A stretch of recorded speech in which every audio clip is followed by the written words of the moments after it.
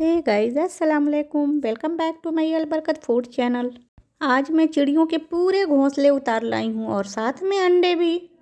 जी हाँ फ्रेंड्स, आप सही समझ रहे हैं, ये घोंसले हैं।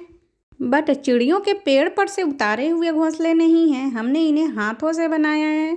तो बहुत ही मज़ेदार और यूनिक सा ये नाश्ता है। आपके घर में कोई मेहमान आने वाले हो या फिर बच्चों की पार्टी हो, ये नेस्ट यानी कि चिड़िया के घोंसले बना सकते हैं। ये बहुत ही देखने में यूनिक लगता है, टेम्पटिंग लगता है। आलू लवर के लिए ये बहुत ही बेहतरीन नाश्ता है। तो चलिए इस नाश्ते को बनाना शुरू करते हैं। बिस्मिल्लाहिर्रहमानिर्रहीम। तो यहाँ पे इस नाश्ते को बनाने के लिए 2 उबले हुए आलू की ज़रूरत है। ये उबले हुए आलू बहुत गर्म है, तो मैं इन्हें अच्छे से मैश कर ले रही हूँ एक फोर्क की मदद से। आप चाहो तो ग्रेटर से ग्रेट भी कर सकते हो या फिर हाथों से भी मैश कर सकते हैं। ये नाश्ता खाने में चटपटा और तीखा लगता है। ये चिड़िया का घोंसला नुमा नाश्ता ठंडा होने के बाद भी बहुत ही टेस्टी लगता है, बहुत ही जायकादार लगता है। अंदर से सॉफ्ट, ऊपर से बहुत ही क्रंची और क्रिस्पी बनता है। ये नाश्ता देखने में बिल्कुल चिड़िया के घोंसले के जैसे लगता है। साथ में हमने अंडे भी बनाए हैं, तो इसलिए ये देखने में बिल्कुल घोंसले जैसे लगता है और खाने में भी बहुत ही मज़ेदार लगता है।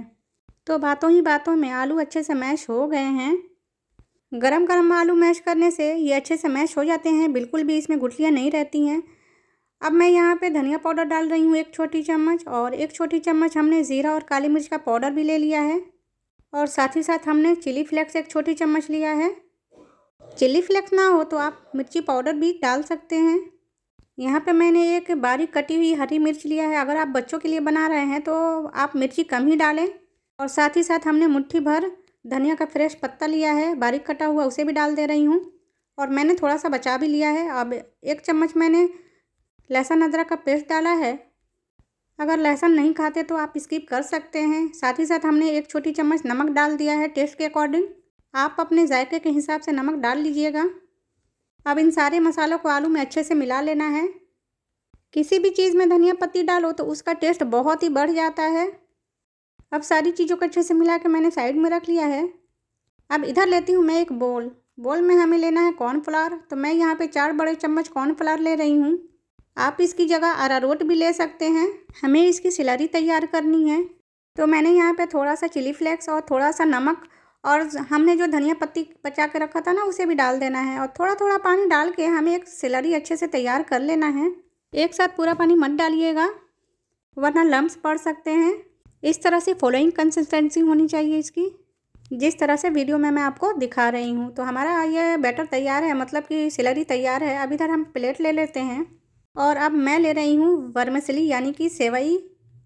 तो ये रोस्टेड सेवई है, आप कोई सा भी सेवई ले सकते हैं। बारीक सेवई हो या फिर मोटी सेवई हो, कच्ची हो या रोस्टेड, आप कोई सी भी सेवई ले लीजिए और इस तरह से हाथों से क्रश कर लीजिए, जिससे कि ये थोड़ा थोड़ा चूर हो जाए। अब इसे साइड में रख लेते हैं। अब मसाले वाले आलू में हमें कॉर्नफ्लावर मिलाना है, जिससे कि इसकी बाइंडिंग बहुत ही अच्छी होगी। आप कॉर्नफ्लावर की जगह पे अरारोट पाउडर भी ले सकते हैं। तो अब इसे अच्छे से मिला लेना है कॉर्नफ्लावर को आलू में। मैंने यहाँ पे 2 बड़े चम्मच कॉर्नफ्लावर लिया है और इसे अच्छे से हमने मिला लिया है। इसे हमें फ्राई करना है, तो अब ये तेल में बिल्कुल भी नहीं बिखरेंगे। अब हाथों को ऑयल से ग्रीस करके थोड़ा सा पोर्शन उठाइए और इसे कटोरी का शेप दे के तैयार करना है। और ये बहुत ही आसानी से बन जाता है, बिल्कुल भी दिक्कत नहीं आती है। आप छोटा साइज़ या बड़ा साइज़ कोई भी साइज़ का बना सकते हैं। आप चाहें तो इससे छोटा भी बना लीजिए या फिर आप चाहें तो इससे बड़ा भी बना लीजिए। टेस्ट में कोई भी फ़र्क नहीं पड़ेगा।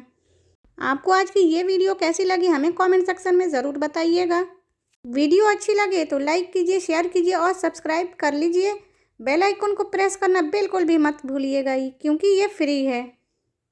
तो हमें चारों तरफ से पतला पतला इस तरह से कर लेना है, बहुत मोटा नहीं रखना है। जिस तरह की कटोरी होती है ना, उसी का शेप हमें देना है, ताकि ये घोंसले जैसे लगे। तो आप देख पा रहे हो कितनी आसानी से ये बन जा रहा है।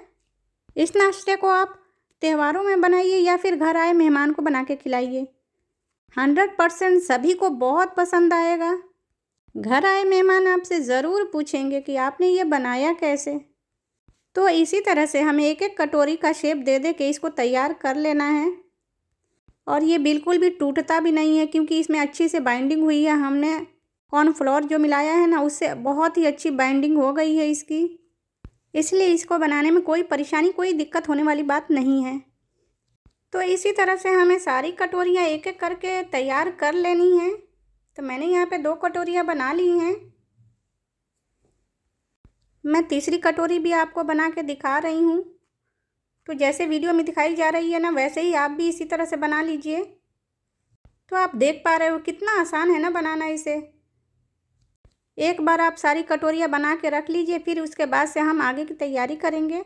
तो मैंने यहाँ पे लगभग सारी कटोरियाँ बना के तैयार कर ली हैं। सिर्फ 2 बड़े आलू से इतनी सारी कटोरियाँ बन के तैयार हुई हैं। तो अब इन्हें साइड में रख लेते हैं। अब हमारी प्लेट खाली हो चुकी है। अब यहाँ पे मैं ले रही हूँ पनीर, क्योंकि हमें अंडे भी तो बनाने हैं। घोंसले तो हमारे बन के तैयार ही हो चुके हैं, अब हमें उनके अंडे बनाने हैं। तो मैंने यहाँ पे 150 ग्राम पनीर लिया है। इसे अच्छे से हाथों से मैश कर लेना है।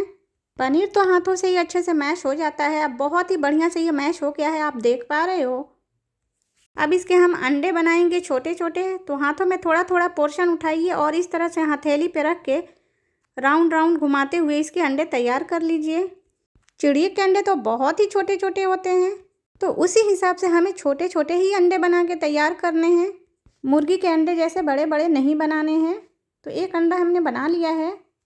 अब सेम इसी तरह से हमें दूसरा अंडा भी बनाना है। तो थोड़ा सा पोर्शन लीजिए और हाथों में घुमाते हुए इसको गोल गोल करके अंडा बना लीजिए। आप चाहें तो ओवल शेप में बनाइए या फिर गोल गोल भी अंडे बना लीजिए, आपको जैसा आसान लगे आप बना लीजिए। तो हमने यहाँ पे सारे अंडे को बना के तैयार कर लिया है, उसे साइड में रख लेते हैं। हमने सेवई जो क्रश करके रखा था ना, और सेलरी हमें उसे लेना है। अब एक एक कटोरी को उठाइए और सेलरी में डिप कीजिए। थोड़ा एहतियात से डिप कीजिएगा, नहीं तो ये बहुत ही सॉफ्ट हैं तो ये टूट सकते हैं। आप बाउल में रख दीजिए और ऊपर से स्पून की हेल्प से आप इसके ऊपर डाल दीजिए सेलरी को। ये बहुत ही अच्छे से कोट हो जाएगा। अब हमें बहुत ही एहतियात से एक एक उठाना है, बहुत ही आराम से उठाइएगा। डिप होने के बाद से ये और भी मुलायम हो गया है। अब हमें सेवई में डालना है और इसे अच्छे से कोट करना है सेवई को इसके ऊपर, तभी तो ये लगेंगे कि ये घोंसला है। हम इसके घोंसले की तैयारी कर रहे हैं। मतलब ये है कि हम हर एक कटोरी के ऊपर तिनका लगा रहे हैं, जिससे कि ये घोंसला के जैसे लगने लगे। तो ये देखिए, एक हमारा घोंसला बन के तैयार हो गया है।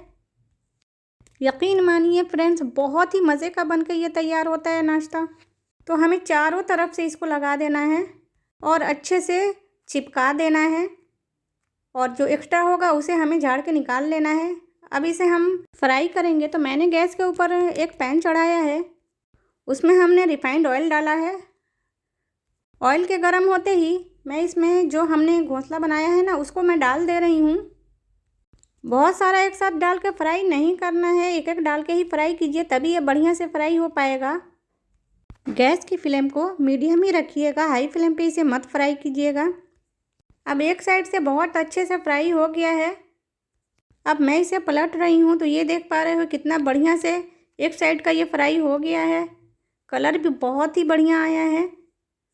अब थोड़ा थोड़ा ऑयल को हम इस तरह से ऊपर इसके ऊपर डालते जाएंगे, ताकि ये और भी अच्छे से फ्राई हो जाए। ये कटोरी की शेप में है ना, तो थोड़ा सा अंदर फ्राई होने में दिक्कत आएगी, तो थोड़ा सा ऑयल डाल दीजिए अंदर कटोरी के अंदर, ये अपने आप अच्छे से फ्राई हो जाएगा। तो ये देखिए बढ़िया से ये फ्राई हो चुका है। दूसरी कटोरी डिप करने से पहले हम इसे चला लेंगे, यानी कि सेलरी को चला लेंगे। ये नीचे बैठ गया है, तो जब भी कटोरी को इसमें डालें तो चम्मच से अच्छे से इसे चला लें ज़रूर। अब सेम इसी तरह से हमें कटोरी डालते जाना है सेलरी में, और सेवई को अच्छे से कोट कर देना है। मैंने अभी एक छोटा पैकेट सेवई डाला है, हमें ज़रूरत पड़ी तो हम एक और पैकेट यूज़ करेंगे। इस कटोरी को सेवई से बहुत ही अच्छे से कोट करना है, चारों तरफ से घुमा घुमा के, ताकि लगे कि ये कोई घोंसला ही है। इसे भी मैं फ्राई कर रही हूँ कढ़ाई में डाल के। तो इस तरह से थोड़ा थोड़ा ऊपर में ऑयल को कलछी से उछाल दीजिए, ताकि अंदर का भी कटोरी के जो अंदर का हिस्सा है ना, वो भी अच्छे से फ्राई हो जाए। तो ये मैं एक साथ 2 फ्राई करके आपको दिखा रही हूँ। आप एक साथ में 2 कटोरियाँ भी फ्राई कर सकते हैं, कोई दिक्कत वाली बात नहीं होने वाली है। ये बिल्कुल भी टूटेगा नहीं, बिखरेगा नहीं ऑयल में। आँच को बिल्कुल भी हाई मत कीजिएगा, सेवई हल्की होती है और ये रोस्टेड सेवई भी है तो ये जल्दी जल भी सकता है। तो इस तरह से मीडियम आंच पे रखते हुए हमें फ्राई कर लेना है। तो मैंने यहाँ पे फ्राई कर लिया है, मैं आपको निकाल के भी दिखा रही हूँ दूसरा बैच भी। सुपर क्रिस्पी टेस्टी एकदम यम्मी यम्मी बन के तैयार हुआ है माशाल्लाह से। जब आप इसकी फाइनल लुक देखेंगे तो आप इसके पीछे एकदम दीवाने हो जाएंगे, बिल्कुल बनाए बिना रह ही नहीं पाएंगे। ये मेरी 100% गारंटी है। अभी रुकिए, तो हम इसके अंडे लगाने वाले हैं। तो दो दो अंडे एक एक घोंसले में रखने हैं, यानी कि एक एक कटोरी में हमें दो दो अंडे रखने हैं।